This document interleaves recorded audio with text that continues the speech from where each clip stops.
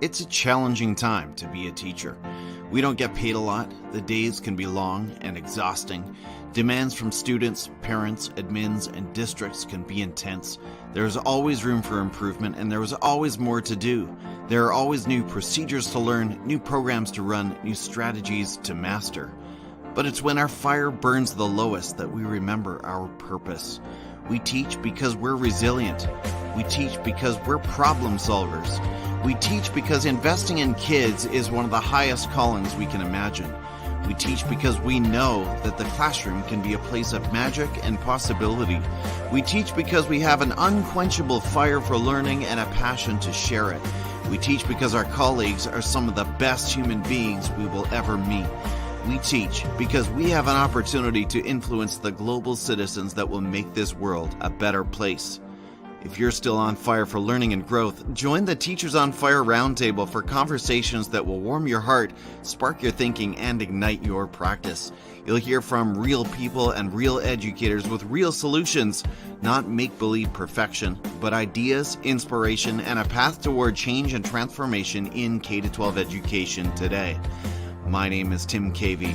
I'm an 8th grade teacher, assistant principal, and the host of the Teachers on Fire podcast. I'm inviting you to join us at the Teachers on Fire Roundtable. Because you matter, your voice is important, and we are all better together.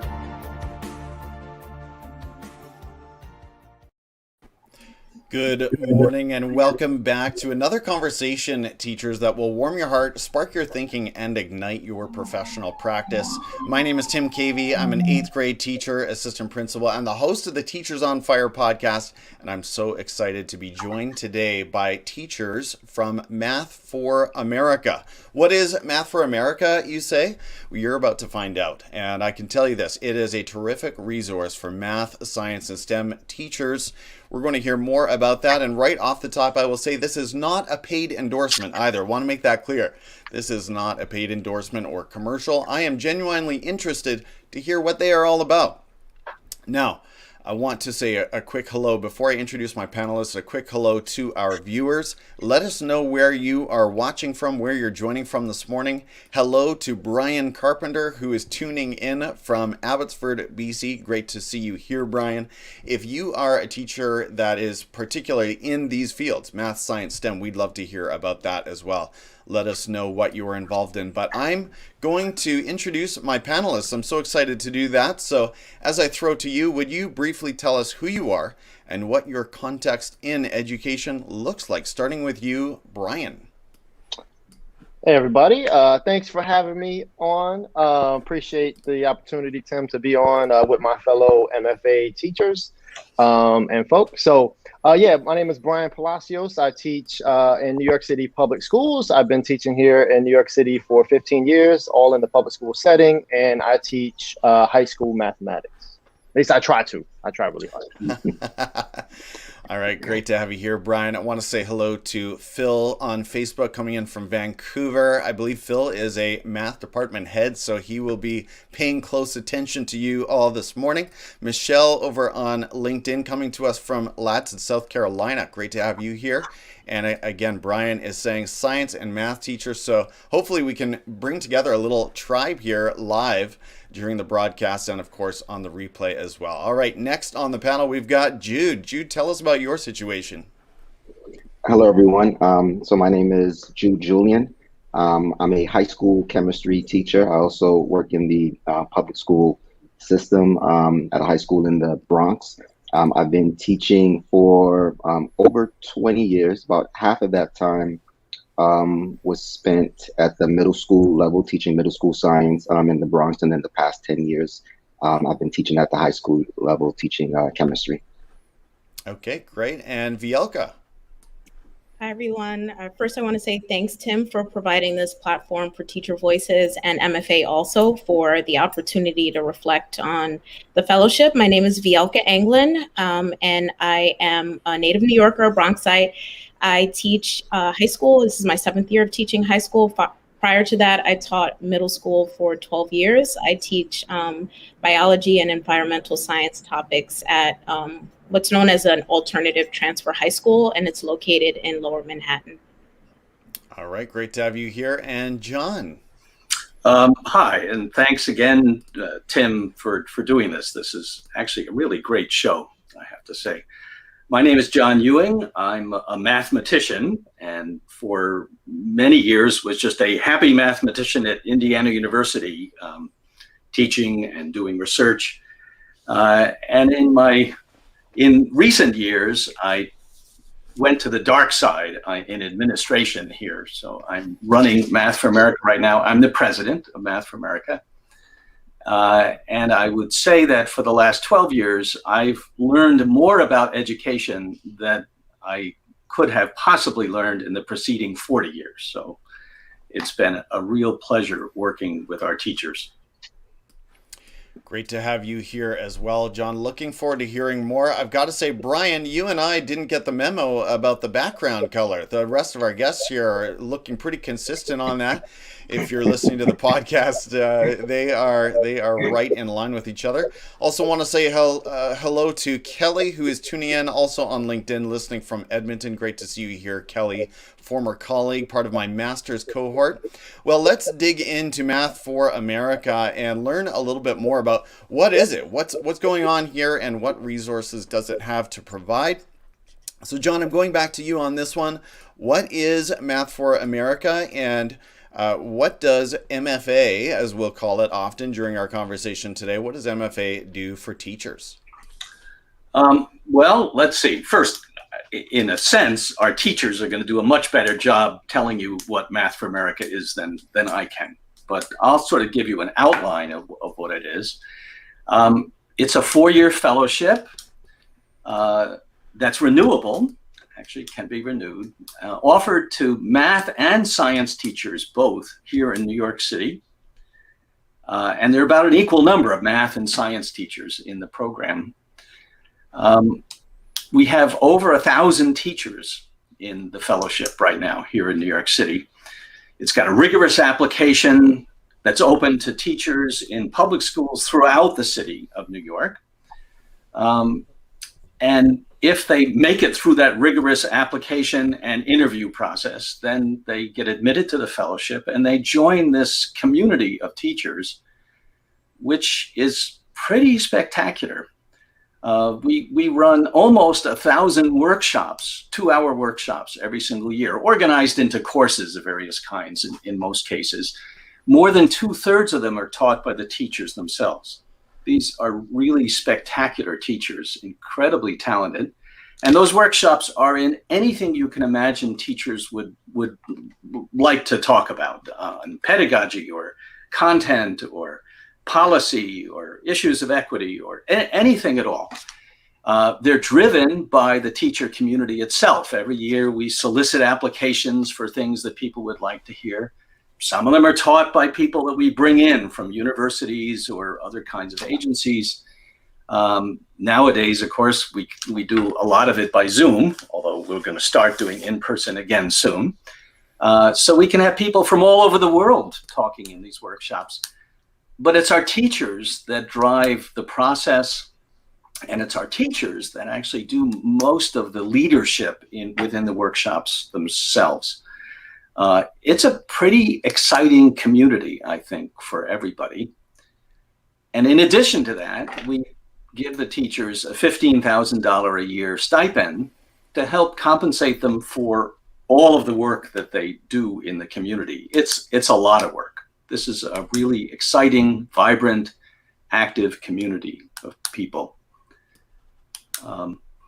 What do we do for our teachers? I'm not sure what we do for our teachers, but the teachers do an awful lot for us. And the teachers are what make Math for America work here.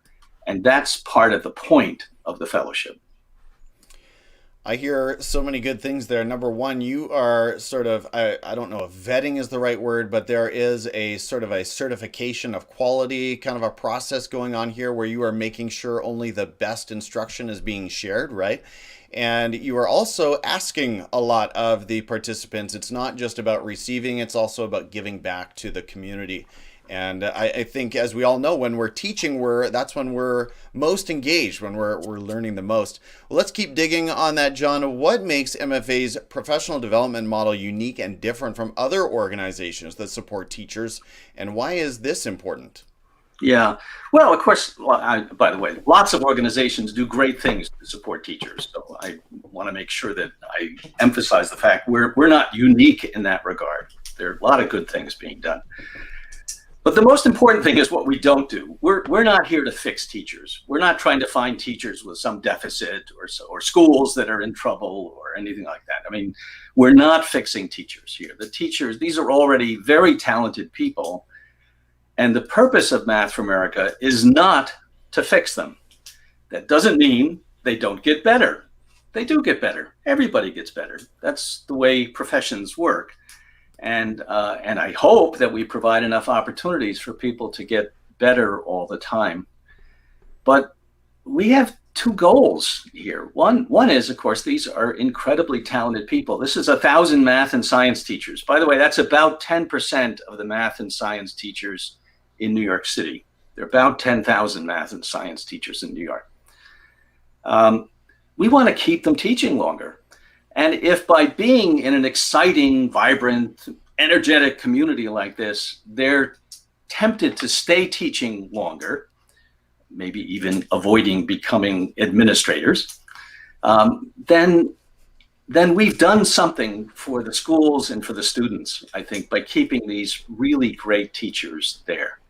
And I think that retention for teachers is really the key to somehow making the profession work better.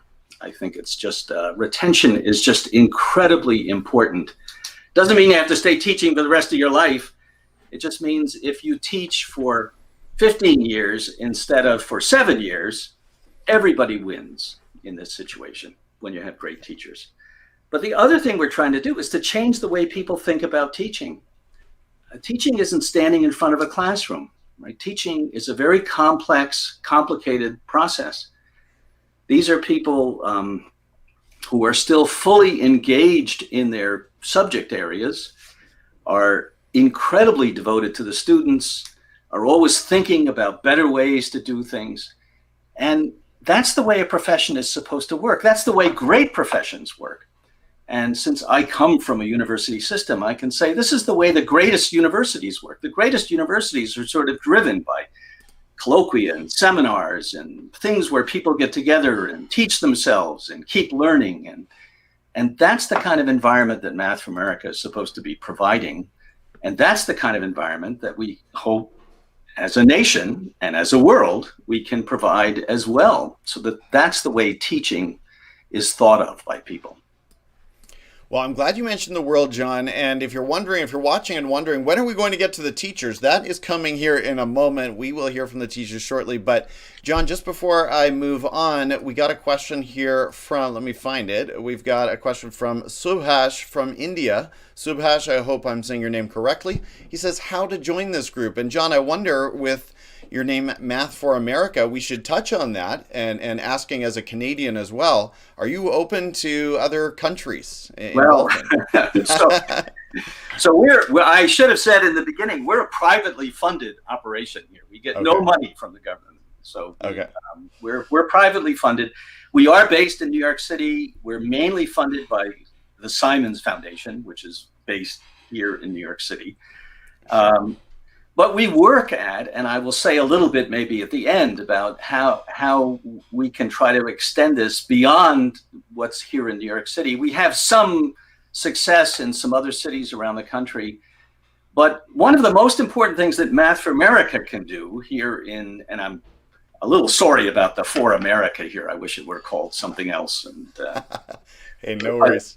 By the way, we were sort of challenged at one point about the For America part of things, because there is another organization that has to do with teaching for America that we are not associated with. So sure, which is different. But we're trying to model what this could look like for other places. And I'd rather wait till the end as we're wrapping up, maybe to sort of say what we're trying to do right now in that regard. Yeah, fair enough. All right, well, it's time to hear from the teachers, so I want to jump right in. We've got 3 teachers here who have been involved with Math for America, and I want to hear from them. What has the MFA experience looked like for teachers in the fellowship? So let's go ahead and start with you, Jude. What has this experience looked like for you? Yeah, so as John mentioned, there are it's a 4-year cycle. I've actually just completed my my second cycle, and fortunate enough to I'll be going into my 3rd cycle in the fall. And so what that looks like, so teachers are expected to attend and or facilitate professional learning experiences. And there are a wide range of sessions, as John alluded to. The sessions can focus specifically on content. They can focus on instructional practices. There are also informal activities. So there are things like like different sports like softball. There are game nights. There are book clubs, yoga. There are affinity groups for teachers of color, for LGBTQ teachers. Teachers have opportunities to attend and participate in national teaching conferences like the NSTA or NCTM or South by Southwest. One of my more favorite events, there's a TED Talk style type event that we call Master Teachers on Teaching, where you have an opportunity to to give a talk. Actually, Brian had a chance this past session to give a talk. I actually gave a talk this past year as well. There are events like there's a teacher banquet. Unfortunately, we didn't have it this year because of the pandemic. It's officially referred to as the fall function, unofficially referred to as math prom, where we get to go out at a really nice fancy venue. We're fed really well. We drink, we eat. We celebrate teachers. So it's just an amazing organization that celebrates and honors teachers. This sounds like such a community that I want to be a part of. Wow. Vielka, what about you? What's this experience been like? Jude did such an amazing job, like giving an overview of the experience. I hope I can do whatever I add justice. But all that Jude said and more. I know for me, when I applied to MFA, I'm also entering my 3rd fellowship. Jude was actually one of the first friends that I made at MFA. So I know that when I applied to MFA, when they started inviting science teachers to apply, I was at that point in my career, very hungry for science professional development, STEM professional development. And I went to orientation, and I was like, I must apply. I must be a part of this organization. I encourage anyone to take a look at the catalog that John mentioned with all the professional development opportunities that we have at our fingertips. One of the models is the professional learning team. Another is the mini courses. There are single sessions. And I think each of these models I've been able to then take and recreate in some way, shape, or form in my school community. So for me, MFA has been very much a choose your adventure sort of experience, where you go into this catalog, you see things that you're curious about, learning about further, or ideas pop up in your mind, and you can facilitate. I've had the opportunity to mentor early career teachers for several years in Math for America, and I've also had the opportunity to do one of those talks that you mentioned, which was a big step for me, opening up a window into my classroom and what I do with my students through MT Squared. So it's a wonderful experience, and it can be recreated in your school communities. Thank you, Vielka. I think the you touched on the mentorship. That is so key, and I feel like, I'm 20 years in. I need mentorship still. Absolutely, I think that's helpful. I love the sort of mastermind-like things happening in the community that you and Jude described. Brian, what would you add to that? And I'd love to hear more about your TED Talk. Yeah, I don't know what to add. I feel like they covered all the bases. I'm glad I kind of Sure. went last. I'll just say my TED Talk was actually on my classroom, because at the time we were fully remote, and we had been fully remote for a while. So my TED Talk was sort of on my relationship with my physical classroom at the time, and sort of how hard it was to be away from that space, and also for my students as well. So, but that was a TED Talk. But as for me and my experience, I feel like, Vielka, you got me thinking about when you mentioned the application process. For me, I'm also 2 fellowships in, 8 years into the program, so to speak. 2 fellowships in. For me, it actually started with my experience at MFA started with the application process, because I feel like after the initial one, right? So 8 years ago, when I applied to MFA, I felt like after the application, I had already grown.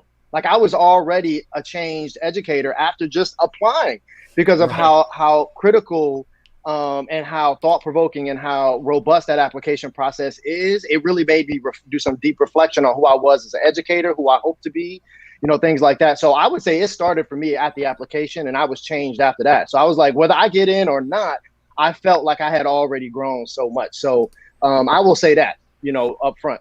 And in terms of the actual fellowship itself, for me, it's all about community. Like there's a lot of things like that I think Jude and Vielka kind of outlined, but what it really comes down to for me is community, right? And being able to lean on and kind of get sort of professional collaboration that is hard to get in my building, right? Or in my school.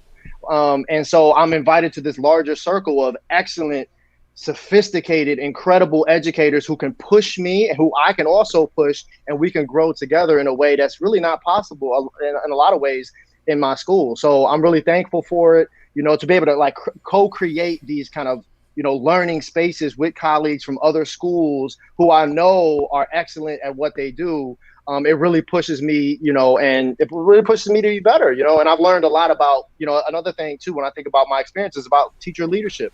MFA has really taught me what it means to be a teacher leader, like what that actually means to experience it. I've been, pushed and pulled in different ways, and I've been kind of, discovered what it means to be a teacher leader. I was just writing yesterday about this idea of we want our students to take agency and ownership in their learning journeys, but what about teachers, right? It is easy enough for teachers to be fairly passive in their own learning, and it sounds like you are not allowed to be a passive spectator when you're part of the MFA community. I'm hearing that already. Well, let's move on to a related question and talk about the impact that MFA has had on students, schools, and communities outside the organization. So, all importantly, right, what is Math for America actually doing in the classroom? How is it affecting teaching and learning? Let's snake our way back. Brian, I'll go back to you. Yeah, for sure. I feel like every time I leave an MFA workshop or a PLT or whatever we have, or even if it's a workshop that, we have these things called Thursday Thinks, where we bring experts in, where MFA brings experts in for us to learn from. And whenever I leave these experiences, I always leave with new ideas. And if I don't leave with new ideas, I leave with inspiration, right? And I feel like that automatically is going to trickle down to my students. And I will also say this, what I've learned from especially the last couple of years in MFA, what it's allowed me to do, I feel like MFA has sort of been like an idea incubator for me. And what I mean by that is, I'll have an idea, or I'll get an idea from somewhere, and I'll bring it to MFA. I'll bring it to some MFA colleagues through a PLT, at a mini course, or whatever it is, and I'll kind of be able to workshop that idea in the MFA community. And it'll sharpen it, it'll make it better. I'll find holes in it, and then what I've been able to do is take those ideas and bring them to a broader audience at a local conference or a national conference. I'm presenting in September at the NCTM annual on an idea that I really, kind of let sit at the MFA community for the last couple of years, really helped me kind of hone it and sharpen it. And so now I can bring it to a broader audience, right, with teachers that are kind of like on a more national level. So as of late, that's been a huge thing for me, but it always comes back down to the students as well. Like I said, like every time I leave a workshop, I leave with some sort of spark that really trickles down to my kids. Well, hey, as the host of Teachers on Fire, I like that spark language for sure. Vielka, I love that idea that Brian talked about in terms of piloting ideas or sort of experimenting in the safety of this professional group and then taking it into the classroom. How have you seen Math for America sort of influence or impact students and schools, communities outside of the organization? Yeah, I really appreciate Brian's summation of the experience of being at MFA. So usually after a professional development experience, I'm really hyped up, I'm jazzed. Afterwards, I'm talking to somebody on the phone about it. And then the next morning, as I, enter my classroom, enter my school building, also wanting to talk about the experiences and what I've learned. So for me, that looks like in my classroom, being able to try out, new skills, new maneuvers that I've learned about, and then also using, the science team at my school as a sounding board. I facilitate the team, so they always look forward to hearing about like what new thing I've learned about, and how we can try it out in the school. I had an opportunity to learn from some MFA teachers about something called Colleague Con, where it was a way of trying to think about doing intervisitations within the school building. And I really had, for months, this opportunity to really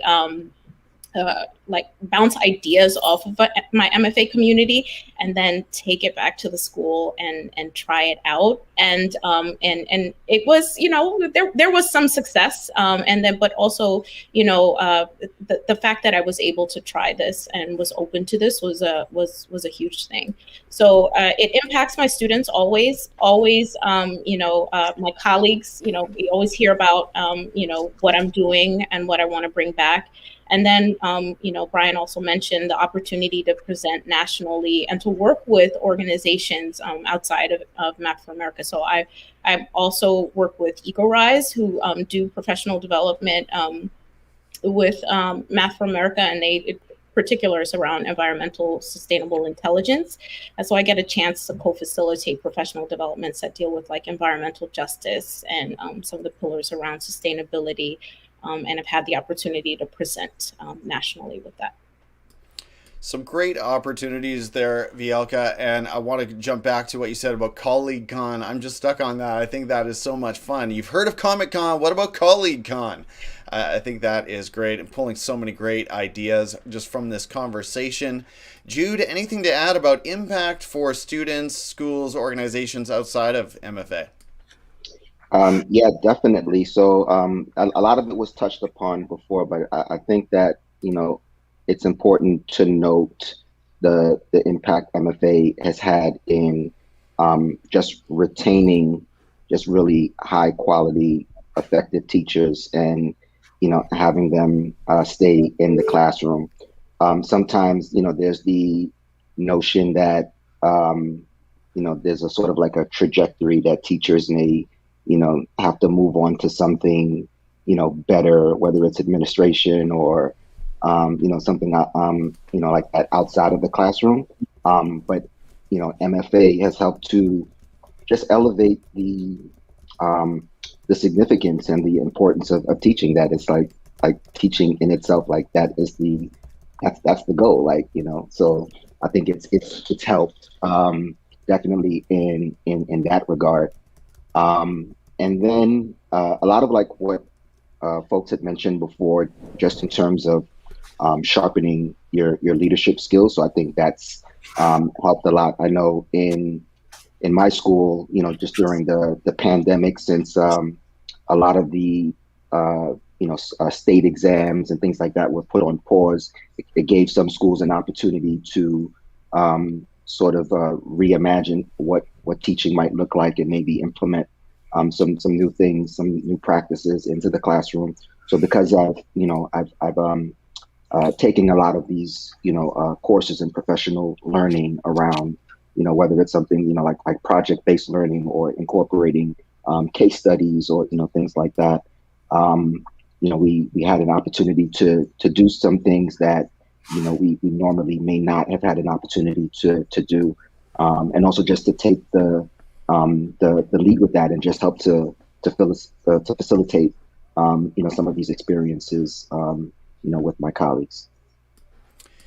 Thank you, Jude. So many good things in that round. I'm looking forward to re-listening to that one already. I want to move on to the next question here, and it's sort of a bigger macro question. How is MFA working to change the way we talk about teachers and the teaching profession? What do we need to change in terms of some of the popular conceptions that are out there, or maybe the language that we use in terms of how we frame teaching, how we think about it? Jude, I'll go back to you on this one. So yeah, I had mentioned before just about elevating the level of respect, that's given to teachers. So there are, once again, a lot of organizations that do a lot of amazing things for teachers. But sometimes there's some lip service that's provided, to teachers, where, like if you ask people about education and teachers, and they'll tell you that, we need to respect our teachers, and we need to, pay them more, and we need to, to honor them and provide them with, with resources. But that's sometimes where it stops. And you have an organization like MFA that's like, okay, like we're actually going to do this, like we're going to do the things that we say that, should be done for teachers in the field of education. Mm-hmm. Well, simply just the prospect, and going right back to something John said right at the top, just the idea that teachers can receive a stipend outside of the classroom for professional activity, I think is already elevating the profession, dignifying the profession, right? And saying, this is important. We need to invest in this. Vielka, what would you add in terms of how we need to think about teaching as a profession? Certainly we need to acknowledge the amount of work that teachers put into bringing their passions and their experiences to the classroom, and deeply knowing their students. And I think MFA has done a wonderful job of supporting teachers and being able to do that. Brian mentioned the application process, and I too also remember feeling like asking teachers the question of what are you exploring outside of what you're teaching is so powerful. Being able to share that in an interview, being asked to share that in an interview is extremely powerful. It's very affirming, and it helps teachers feel seen, to be called, to be rewarded with the title of master teacher. It's an acknowledgement of the skill level that you bring, and that you are not only a learner, you always should be a learner as a teacher, but that you are actively imparting knowledge to your students and to your colleagues, and receiving back. So I think that part of teaching needs to be uplifted, that teaching is not static. All good teachers should always actively be, learning and looking for experiences to support what they're doing. Never stop learning. Brian, as we go to you still on this question of how do we redefine teaching as a profession and the teaching activities we do, I want to know, you mentioned the application process for MFA. Did you get some of the imposter syndrome creeping in there? Did you have any doubts as you went through that? I don't know. I feel like at that point in my career, I knew I needed growth. I didn't know what that growth was going to look like, but I had been told by someone else that for years about MFA to apply. I kept putting it off. So I don't know. It was a unique time it's like, I feel like I have my post MFA years and my pre MFA years, and they're often very different. Right, like where I was pre-MFA, I was just in a very different place professionally, and so I also remember the actual interview itself, which was a unique professional experience as well. We had to design a lesson and like present it and get feedback, and it was kind of like a round table as well, kind of similar to this. So just a very unique, very growth-worthy experience for sure. But in terms of when I was thinking about this question, like, how is MFA working to change the way, we talk about teaching and teachers? Like, John said it at the opening, right? Like, teachers don't need to be fixed, right? Instead, and I think what MFA does this really well, is teachers need to be trusted, right? And I feel like that's what MFA does. They trust us. Even this talk right here, when we were doing the prep for it, John was like, I trust you guys. Just, you know, and there was not a whole lot of prep or whatever. And I recognize that. And this is a perfect instance of it. He was like, just go ahead. I trust y'all. You know, he didn't say that, but that's what he was saying, you know. And I feel like in a lot of instances, like MFA has just extended trust to us. Right. And I think what they show, though, right, is when you trust teachers, magical things can happen. Great things can happen. And they're a testimony to that. The whole organization is a testimony to that. I'm a testimony to that as well. So that's so fantastic. I tweeted, Brian, recently something to the effect of how have schools and administrators invested individually in your professional learning? And I got a ton of responses. And a key theme there on Twitter was this idea of trust. You know, they gave me the money. They said, go for it. They gave me the space. They gave me the green light, whatever it was, to try something new.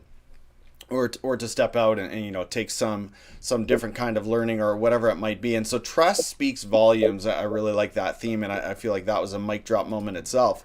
Let's move on to some specific examples of MFA teachers innovating in terms of their practice from the ground up. So Brian, back to you. How have MFA teachers innovated? We'd love to hear an example from your practice, or maybe you've got another one from someone else's. Yeah, well, I'll shout out one big example that's actually happening next week, which is the MFA Summer Conference. It's called the Summer Think. It's happening next week. I'm presenting at it. A few other teachers are presenting at it. That's a teacher-led conference that we had started, 3 or 4 years ago, maybe 5 years ago. It was a while back. But yeah, it's a teacher-led conference that meets over the summer for 3 days. This year it's virtual, obviously. But it's an incredible experience for teachers to come together over the summer, to share ideas, to reflect, to ready themselves, to just grow, right, in a space away from the classroom, away from students, at a time when we're not teaching, right? And I feel that it's just how teacher driven it is designed completely by the MFA teaching core. And it's an incredible experience. I've taken part in it the last 3 or 4 years, every year that it's been. Last year we didn't have it, but the previous 2 years we did. And it's really just an incredible, unique opportunity to grow at a very unique time in our teaching over the summer. So that's just one glaring example that it's happening in my mind right now because I'm preparing my presentation for it. The Summer Think. Well, I wish you well in that presentation, and I'm just looking at the website. The pictures make it look like a lot of fun. And do you have to be an MFA member or part of the community to attend that? Yeah, that is for MFA teachers. Yeah. All right. Well, hey, get in there. Join Math for America. Check out their registration process. I know John will be talking about that in a moment. Vielka, back to you when we think about this question of what are some examples of MFA teachers innovating education from the ground up? What comes to your mind? I think the biggest example for me was, so environmental science is not my background. And I had an opportunity a few years ago to attend a summer workshop, and that it ignited my passion around like, oh, I really need to bring this back to my students. So the following year, I found a workshop that was going to be happening in the Peruvian Amazon. And I decided to extend myself and apply for that.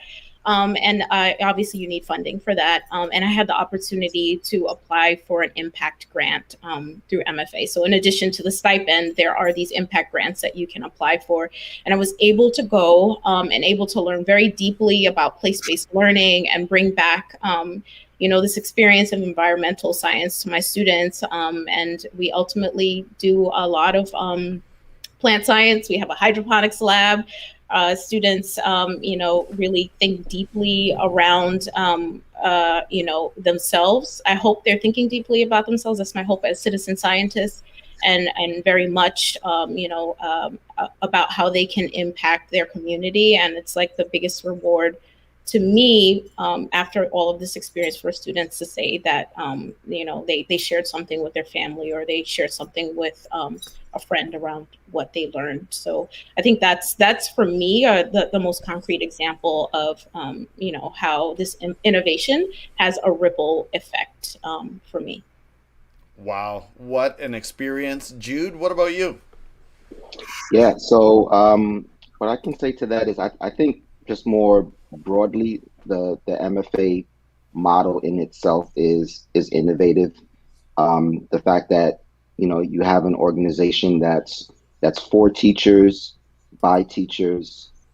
Everything, the culture is shaped by the teachers. The types of professional learning experiences, shaped by the teachers. I think it was mentioned a little bit earlier that other organizations and other fields typically have this model. If you're talking about like maybe like the medical field or law, things like that, where the professionals, they're in charge of just shaping their professional growth.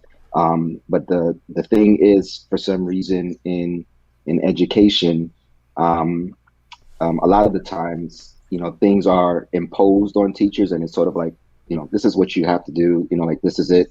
Whereas in MFA, it's like, okay, like what is it that you're trying to do? How is it that you're trying to grow?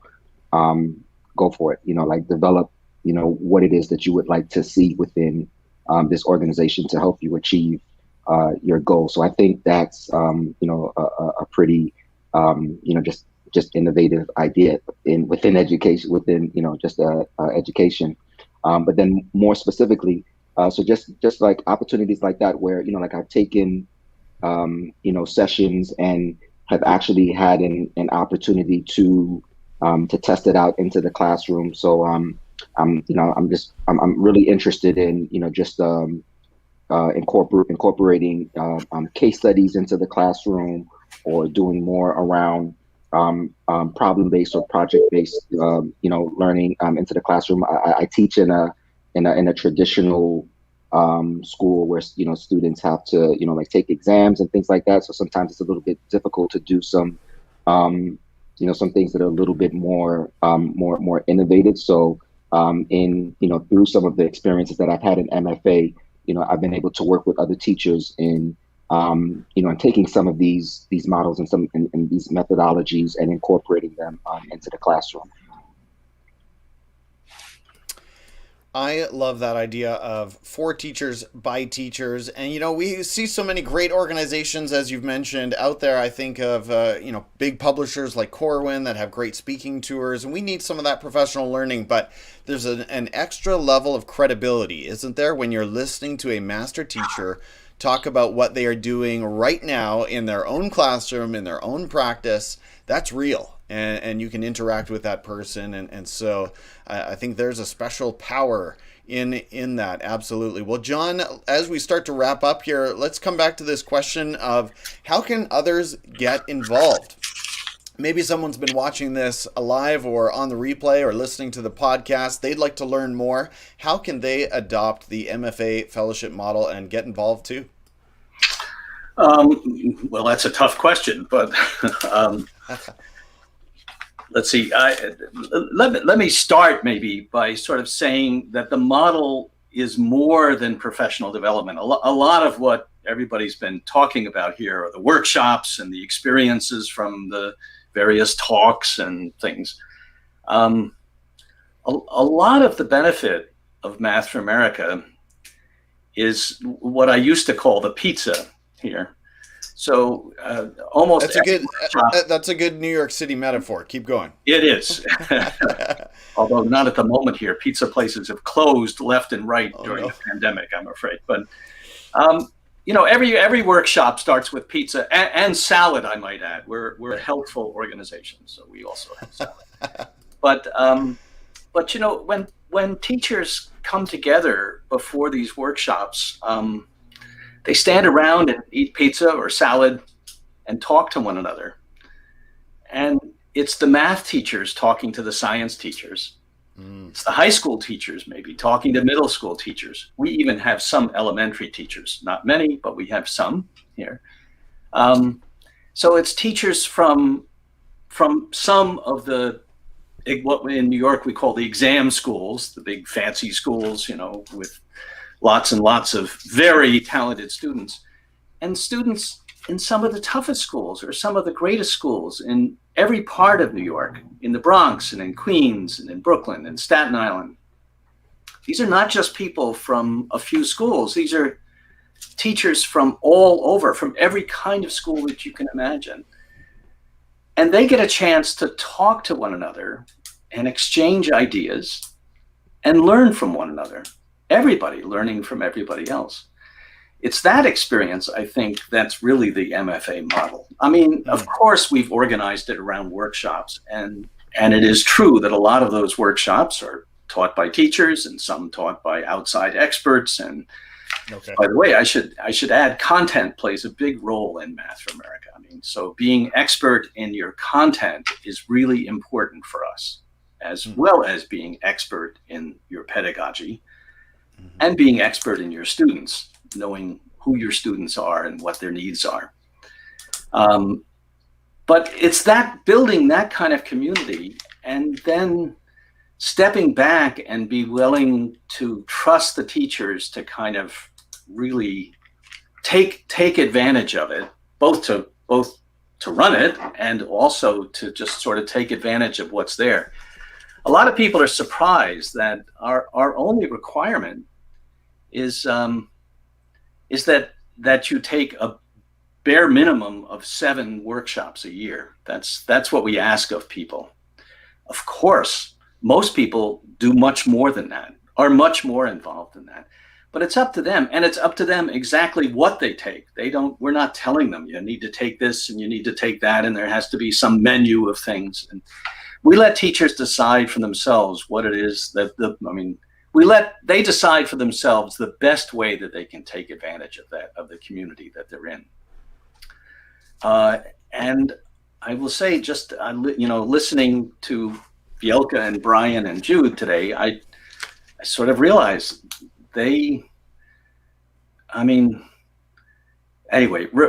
trusting them was exactly the right thing to do, right? They've earned that trust.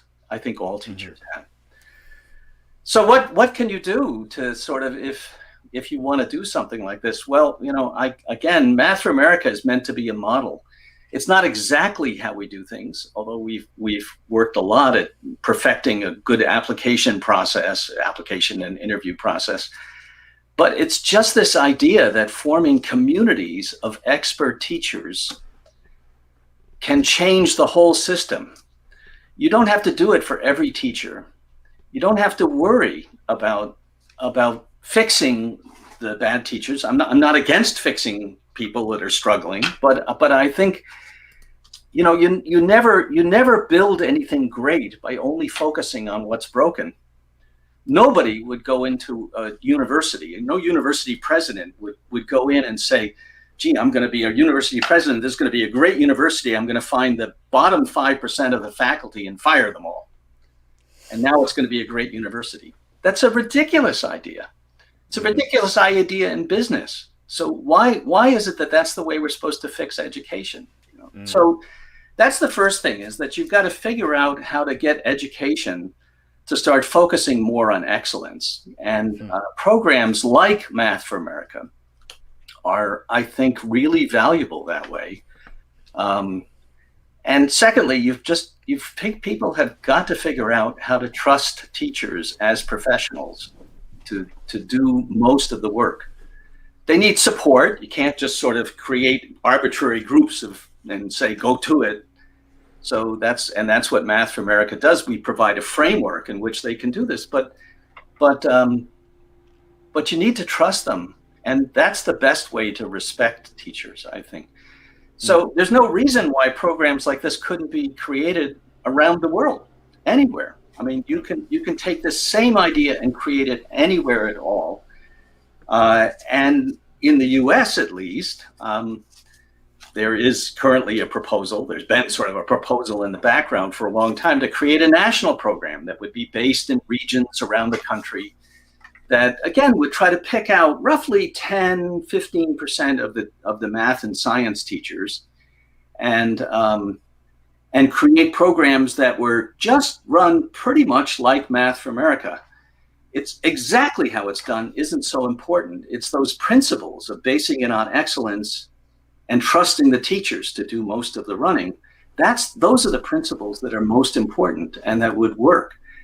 And if this actually ever got funded and people went forward, it would be expensive. You got to pay people for the work that they're doing. But boy, it would change teaching here and similarly around the world. I guess I should say one last thing, and then I'll let you ask whatever questions you have. But I think that people often ask, well, why do you focus only on math and science? Well, I'm a mathematician, so it's not too surprising that that's where we are. I think these same principles operate in every part of education. This is not unique to math and science. But in math and science, it's particularly important because here we're all trying to create a next generation of mathematicians and scientists for the whole world. We're trying to create a new generation. And for some reason, in many parts of the world, we only focus on starting that process at the university level and beyond, sort of undergraduates at university and then postdocs and graduate students and researchers. But we forget that if you really want to create a next generation of mathematicians and scientists, the place you start is in high school and below and middle school. I mean, this is where kids' views of science and mathematics are created. And if you don't start there, if you don't have experts there working with kids, you will never succeed on a grand scale at all the other levels. So it's really important to have programs like this in math and science. I read people like Joe Bowler and Robert Kaplinski and Peter Liljedahl and so many others who are primarily math thinkers, but they are contributing so much just in terms of learning in general. And I really appreciate what they are adding to the education conversation. Well, John, you mentioned the pizza and salad and the interdisciplinary conversations between educators, and that hurt my heart a little bit because it's been so long since I've been to an in-person conference. I can't wait to get back and get back to that networking. And you're right, all of those intangibles that aren't necessarily part of the session, but they are so important. Subhas has this question again. Very good initiative. How to get your work done being an Indian. Subhas, if I'm hearing John correctly, I think you might need to look into Math for India. Maybe replicate the same model in India. So maybe John, Subhas can get in touch with you offline, and you might have a few tips for him. But as we wrap up here, again, I want to say a huge thank you to my panel. I'm going to give you an opportunity to let people know how they can connect with you here in a moment. And if this has been helpful for you as a viewer, educator, math, science, STEM teacher here or around the world, thank you so much for joining us today. Let us know how it impacted you. If you want to say a thank you to me for hosting, go ahead and give the YouTube channel a subscribe. I would really appreciate that. But now over to my panel. Let us know how we can contact you. Are you involved in the social media? Do you have a book, a blog? Is there anything? This is your opportunity to sort of pitch your work. And if it is just Twitter or LinkedIn, that is perfectly fine as well. So Vielka, I'll start with you. Yes, so I put my Twitter handle in the name bar, Vielke Anglin, and then I also have Facebook, Vielke Anglin. Not super innovative with the name, and then also Instagram, Vielke77. Okay, thanks, Brian. Yeah, so again, thanks Tim for having us. This was a lot of fun, very reflective as well. So my Twitter handle is on my name there, _B_P. I also blog regularly, and my blog is, I'll put it in my name here in a moment, is lazyocho.com. I just blog about teaching, learning, mathematics. Been doing that for several years now, and that's a place where you can find a lot of my thinking. All right, Lazy Ocho, love that. John, I'll end with you, but Jude, where can we connect with you? Yeah, so once again, thanks again, Tim, for this opportunity. I appreciate it. So I'm pretty active on Twitter, so I have my handle there at Julian22. Fantastic. And John? Well, I'm not very active on Twitter, although I'm there if you would really dig me out. But Sure. But you should look at the Twitter, at Math for America's Twitter handle, All right, which is up there.